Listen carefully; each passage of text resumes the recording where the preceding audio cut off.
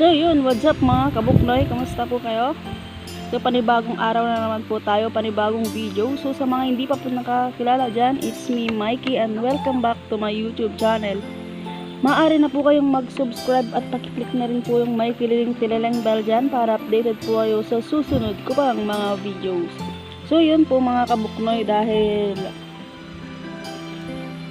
feel na po natin yung summer ngayon at kailangan po natin ng pagkakaabalahan ngayong quarantine pa rin po tayo. So ito pong mga kabuknoy, nasa tabing bukid po ako, papakita ko po sa inyo. So ayan po, so kita nyo naman po mga kabuknoy, dito po kasi sa amin mga kabuknoy is yung panahon po ng mais ngayon. So today's vlog po, ituturuan ko po kayo kung paano gumawa ng artificial na bulaklak sa pamamagitan lang po ng pinagbalatan ng mais. Ito po. So ang kailangan po natin dito is, syempre po, ito yung pinagbalatan ng mais, gunting, ito po. Tapos, dahil wala po akong yarn, dahil di po makakapuntang bayan, ang gagamitin ko na lang pong pangtali temporary is straw. Ito po mga kabuknoy. So, tara po. Samahan niyo po ako kung paano po ito gagawin. So, bali ganito po yung kalalabasan niya mga kabuknoy. So, yan po. Mas maganda po siya kapag meron po kayong watercolor or yung pintura po. Tapos pinturahan na lang po siya ng red or depende po sa kulay na gusto niyo po. So yan. So ipapakita ko po sa inyo kung paano po yan gawin.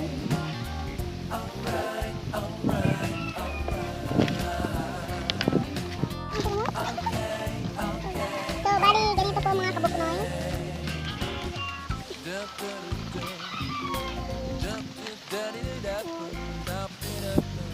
Ganda po. I-fold lang po natin siya.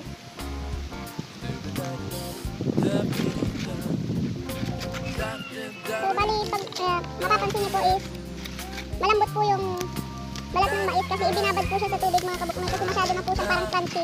Baka po kasi masira, mag-crack kapag dito natin siya binabad sa tubig.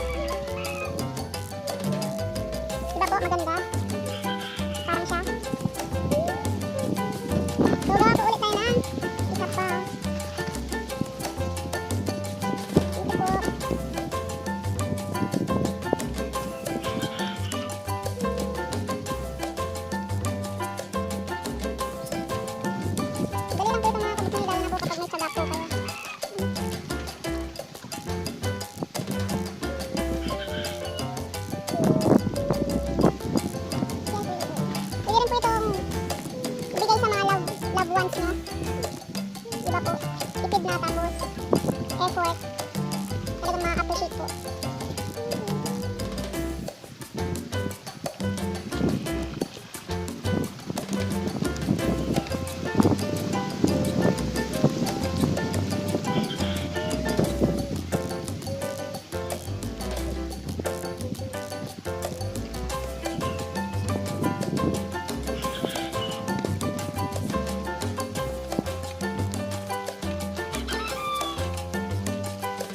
So yan po, kailangan po natin mag-iwan ng kahit konti lang po na ganito.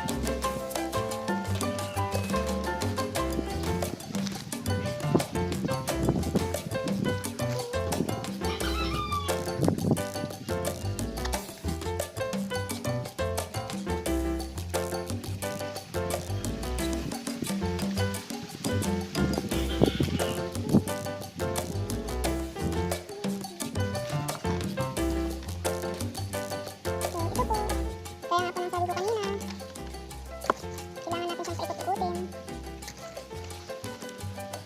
para masala. Kasi diba, yung iba dyan, kahit paulit-ulit ng pinapaikot, tuwang-tuwa pa. Reality po yun mga kabuknoy.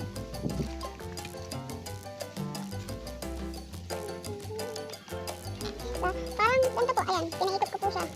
Tapos, bumabalik pa rin. Parang pag-ibig. Ilang beses ang pinapaikot. Kung gusto pa. Yan po, para di po tayo maboring mga kabuknoy.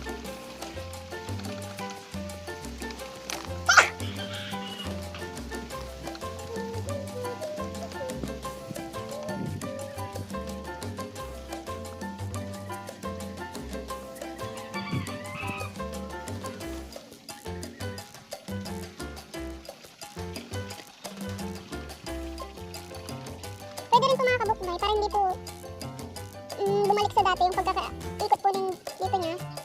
Sprayhan po ng hairspray, spray net, para po tumigas. At hindi na bumalik pa. Masyado po kasi siyang malambot.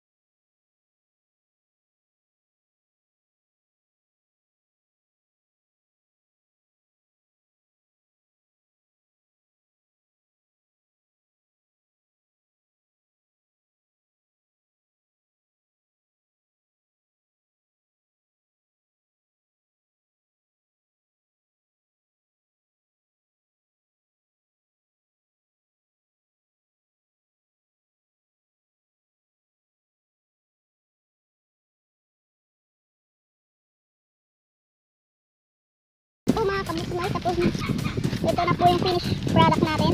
Artificial po na bulaklak. So mas maganda po itong mga kabuknoy kung may pintura po kayo. Kasi titingkad po yung kulay niya. So ayan po. Ayan. Bali nakagawa po ako ng 1, 2, 3, 4, 5, 6, 7. 7 po. 7 piraso mga kabuknoy. So ayan. Ayan. Sana po nagustuhan ninyo.